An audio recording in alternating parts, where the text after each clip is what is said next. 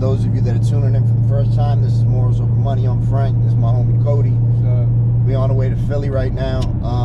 We're just having a conversation in the car, and I thought it's a conversation that would be good for the channel, for other people to hear.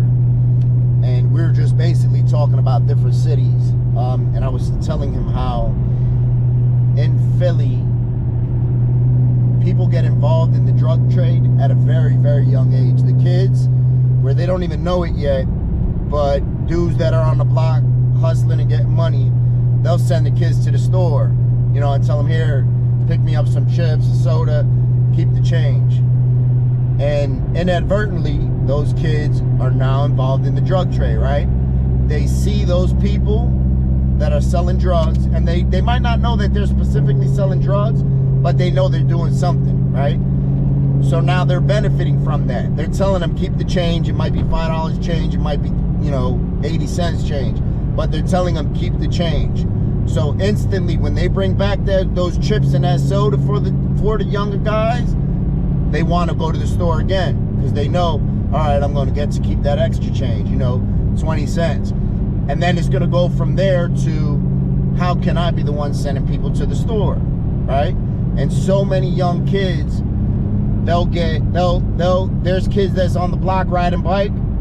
The dope boys will tell them, ride your bike up and down, and if you see cops, just let me know, and slide them $5 or $10. And now, whether they know it or not, they're already in the drug trade. You know, they're not selling drugs, but they're serving as a lookout. And that's something that happens at a very, very young age. You know, I'm talking before 10 years old.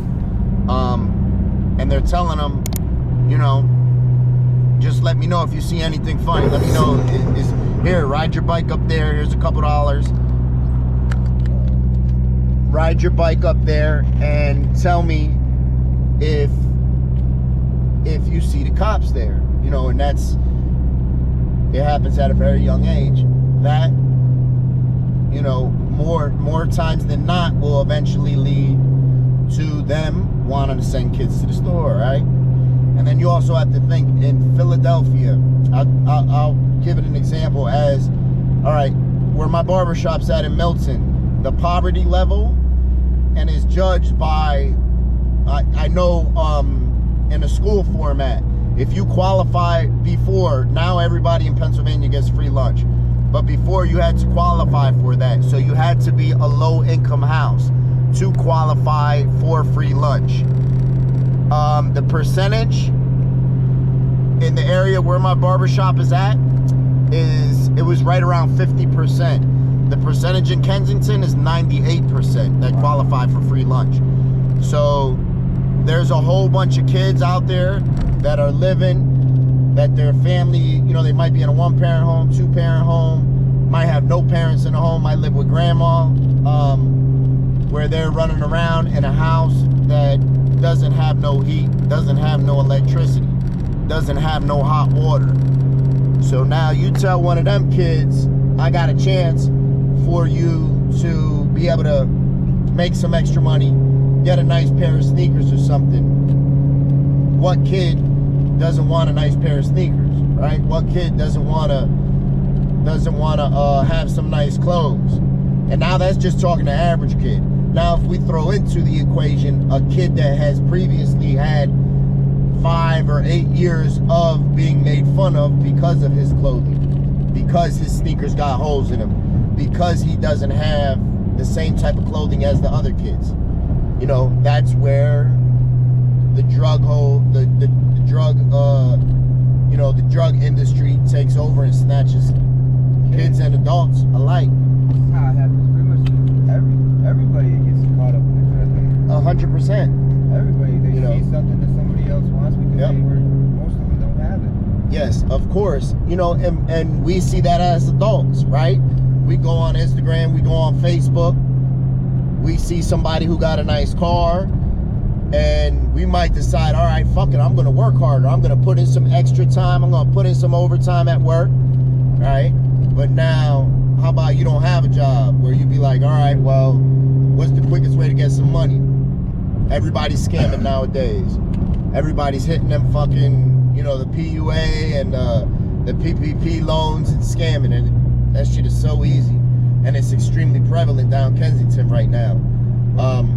There's motherfuckers out here that haven't worked in the past 10 years, homeless people and people stuck in addiction that are getting $10,000 unemployment. So somebody will, you know, there's people down here riding around, especially when it first jumped off, that they're riding around in a car with a laptop.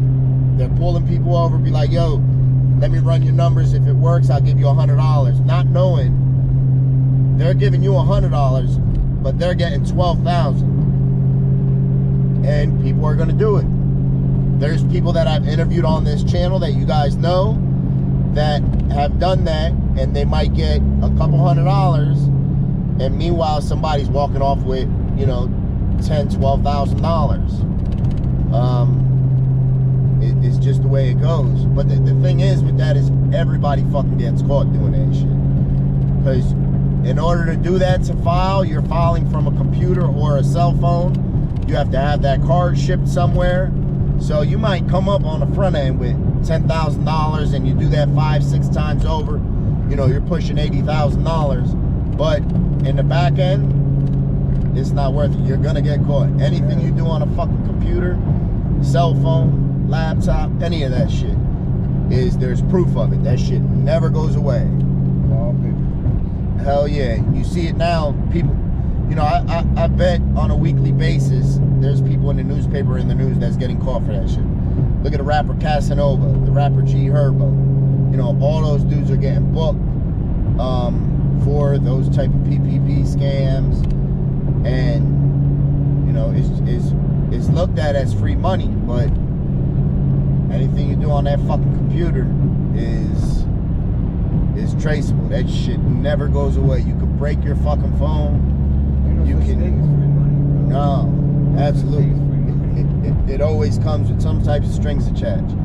Sometimes the things we think are free cost us the most in life. You know, sometimes it's better off just pay for something, you know, because the free shit always turns out to be more expensive. At least in my experience, you know. Everything that I thought was free came out to be 10 times more expensive.